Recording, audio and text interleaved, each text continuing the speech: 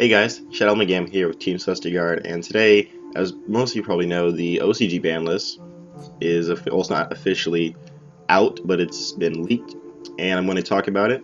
Talk about the actual ban list for a little while, or a little bit, and then actually go through the actual changes to specific cards on the ban list if you don't know what I'm talking about. So let's just go right into this, because you've probably already seen a video on this. I'm just going to do it as quickly as possible. Banned is Heavy Storm, which... interesting choice, but you'll see why it got banned in a second. One Chaos Emperor Dragon, very interesting choice to come up with the ban list, but it got errata as most of these other cards have, which I'll talk about in a second. Sinister Serpent, which was banned but now is back, as just like Chaos Emperor Dragon has come back. Blaze Phoenix is mostly here for the Blaze Phoenix FTK, but I believe you need multiple Blaze Phoenixes, so it's okay at one. Sanju, Manju, and Necros of Unicorn. These are basically to hit Necroths, because that deck is good. It's so good, so good. And we have Instant Fusion over here. Mostly for Nodin. We don't have Nodin in the TCG because it's an OCG exclusive, but it's really good. I'll put a picture over here for Nodin. Temple of the Kings, which was a ban. It never saw the light of day in the TCG. It came in a Merrick structure deck, and as soon as it got released, it got banned. And you couldn't even play it in a deck. I think you maybe got to play it in like for one day. I think it was like that, and then it got banned or something like that. Something ridiculous. It got an emergency ban list. Preparation of Rites, same thing as for Necklace. Symbol of Heritage, I don't remember this card. I think they played in Necklace. I'm not exactly sure. Super Polys because of Jadals and Heroes. Harpy's Feather Duster. Now this is the reason why Heavy Storm got banned. They basically switched Heavy Storm out for Harpy's Feather Duster, and I believe there's still 3 MST in the OCG world. So yeah, very interesting choice. Now Harpy's Feather Duster did not get an errata. Is the only card that came off the ban list that did not get an errata. These next 3 cards did come off the ban list with erratas, which is Exchange of Spirit, Crush Card Virus, and Ring of Destruction. For down here, it's a regular old ban list down in this section towards semi-limited and unlimited. Limited is kind of where Konami kind of just went balls deep, you know what I mean? Let's see. For semi-limited, you got Insector Hornet, which I really like. I hope the TCG follows this, because I really want to play Insectors again, and it's either bring Hornet to 2, Dragonfly. You can search out Dragonfly. It's just bring Hornet to 2, so it's easier to get to.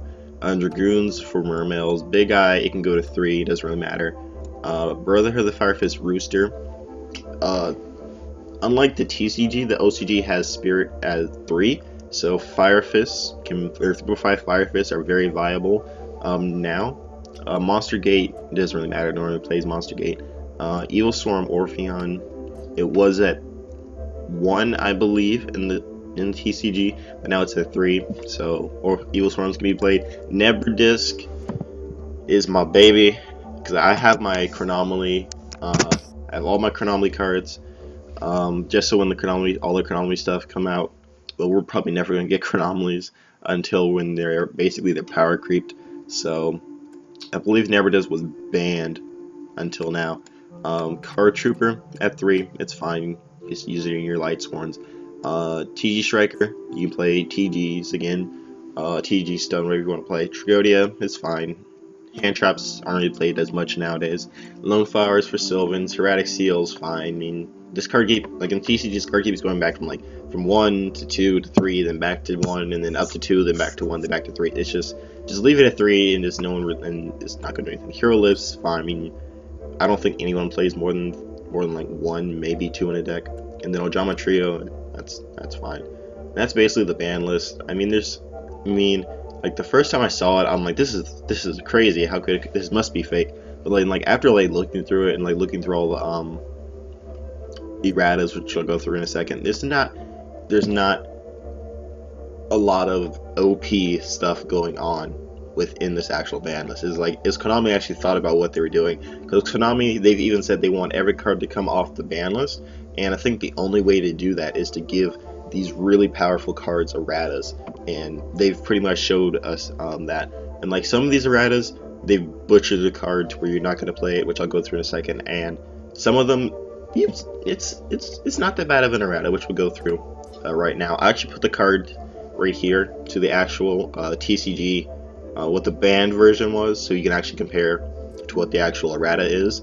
And so for Chaos Emperor Dragon, like most of these cards actually been banned for years. I think Chaos Emperor Dragon has been on there for like 11 years or something really ridiculous. I think it's the oldest card on here to be banned. I think so, but don't test me on that. Chaos Emperor Dragon Envoy at the end. Cannot be normal summoned / set. Must be special summoned from your hand by banishing one light and one dark monster from your graveyard, and cannot be special summoned by any other ways. During the turn you activate this card's effect, you cannot activate other effects. Once per turn, you can pay 1,000 life points, send all cards on the field and in both players' hands to the graveyard, then inflict 300 damage to your opponent for each of your opponent's cards sent by this effect. So this card, the real version of Chaos Emperor Dragon, it was, you can see here, I don't remember the exact effect, but I know you can activate other effects after you use his effects. I know that for sure. And also, they changed this whole wording down here. I believe it was for every card sent. And then now I think it's just your opponent for each of your opponent's cards sent. So it's not as bad as it was before. It's not as game breaking as it was before, but I mean it's still, I mean, you're gonna play it. I mean in OCG land you're gonna play this. I mean if you're gonna run BLS, you're gonna run this. So it's really good. Whoops, that's stuff. There we go. Okay, so we got Ring of Destruction. You only activate one Ring of Destruction per turn. During your opponent's turn, target one face-up monster you control whose attack is lower than or equal to your opponent's life points. Destroy that face-up monster, and if you do, you take battle damage to that monster's original attack, and then inflict damage to your opponent equal to the damage you took. So if you look over to the side over here, you'll see that the original card is basically target one monster you control, destroy it, inflict damage to yourself and then to your opponent. This card is basically, it's not as broken as the original Reconstruction, because you have to first target your opponent's monster, and then its attack has to be lower than or equal to your opponent's life points, which is it's not as good as the original Crush card, but it's actually very viable within the meta now, especially against Cleaforts, because if Cleaforts go like, let's say go have a skill drain up, right? Because Cleafort, and they have like, they're using their scout, and let's say they use scout a couple times and they're down to like 300 or 3k, like they say 32. Let's say they drop a disc on you, right? You can Ring of Destruction it, you take 28, they take 28, and then at that point Cleaforts are pretty much dead, because if you can stop them from summoning any more monsters, all you gotta do is just cowboy burn them for games. So it's very, very good card. I like really deep in my heart, I wish they kept it to where you can just inflict any amount of damage to them, but I know what they're thinking. It's just really good, because you can I'll use Mega Capital G's example. If you can drop a BLS, attack directly, and then nuke it to inflict another free 3k, and then, you know, that's 6k basically for free, and that Konami doesn't want to do that. Crush Card Virus. Tribute one monster you control with 1,000 less attack. Check your opponent's hand and all monsters they control, and destroy all monsters with 1,500 or more attack. Then your opponent can destroy up to 3 monsters with 1,500 more attack from their deck. After you activate this card, all damage your opponent takes to the end of the turn becomes 0. So the changes to this card is they butchered this a lot. I think this is like the most butchered card that they did. Basically, the original card is basically for this kind of like Eradicator. If you know what Eradicator is, it's basically for the next 3 turns. If your opponent draws into a monster with 1,500 more attack, they basically it's automatically destroyed.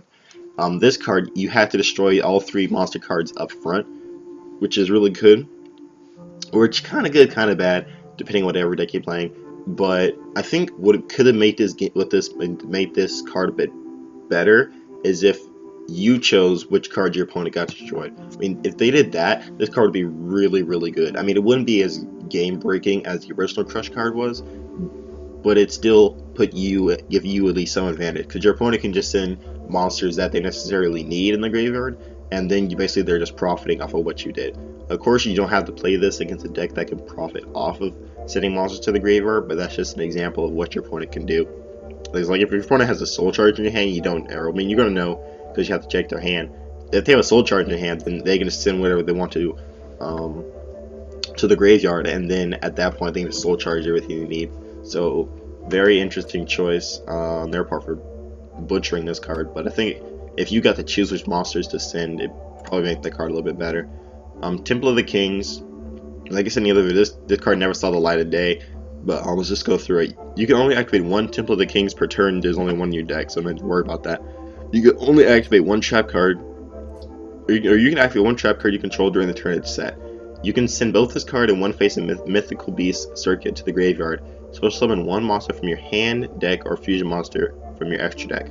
And the original card or text for this is you can activate as many trap cards as you can, or any trap cards as you want to the turn they're set, and then you can special summon any monster from your hand, deck. I don't think graveyard was part of that, but I think it was his hand, deck, and extra deck, ignoring its summoning conditions. So it's interesting how they only limited it to fusion monsters. Very interesting choice, I guess, because there's a lot more powerful synchros and exceeds more so than fusion monsters. I guess that's their reasoning behind that. Next is Exchange of Spirit. This card is just really, it's probably the best card besides Chaos Emperor Dragon on this actual Errata list, which is you can only activate one Exchange of Spirit per duel. If each player has 15 or more cards in the graveyard, not that hard to get 15 or more in your graveyard, especially nowadays, pay 1,000 life points. Both players swap cards in their decks with cards in the graveyards and shuffle the decks. This card can potentially be game breaking. Not necessarily in the way you think, because most decks rely off a graveyard nowadays, and basically graveyard manipulation is something that most of these decks have. So giving them more deck manipulation doesn't really help, because let's say you're playing this in Burning Abyss, right? You can basically send all your monsters back into the deck, and then at that point you can send other ones you can swap them out. Like you can send other ones, or send monsters you send back from the deck, send like another copy from your deck to the graveyard, and then activate their effects and then profit off of it. And then like a lot of decks can profit off of swapping cards out. Like Lightsworns, if you just milled all your boss monsters, you can just send them back and then send your weaker monsters. So that way you can drop a JD or BLS or a Diablos, whatever you want to do. Let's see what else. I'm trying to think of what else. Mermels can use this effectively, kind of effectively. This by recycling, maybe just recycling their trap cards. There's like a lot of decks that can just profit off of using this card. So this card, you might potentially see this card in every TCG deck for the most part, because I believe they still have Plot of Avarice. Don't quote me on that. I believe they still do. But I think they still will play this card because it's just really good, in my opinion. Then lastly is Sinister Serpent. You only activate or use the effect of Sinister Serpent once per turn. During your standby phase, if this card is in your graveyard, you can add this card from your hand. During your opponent's next end phase, banish one Sinister Serpent from your graveyard. So this card really didn't get that errated. The only thing they did was just basically add this last part. During your opponent's turn, or during your opponent's next end phase, banish this one Sinister Serpent from your graveyard. So that's really the only thing they did to this card, which is fine. I mean, if they did, they really could have brought this card to 3. In all honesty, they really could have brought this card to 3 with the same errata, because if you dump one, you can't do anything with it because you dump it during your turn, and then your opponent's turn it gets banished. So you're not really gonna get that much utility out of the actual card.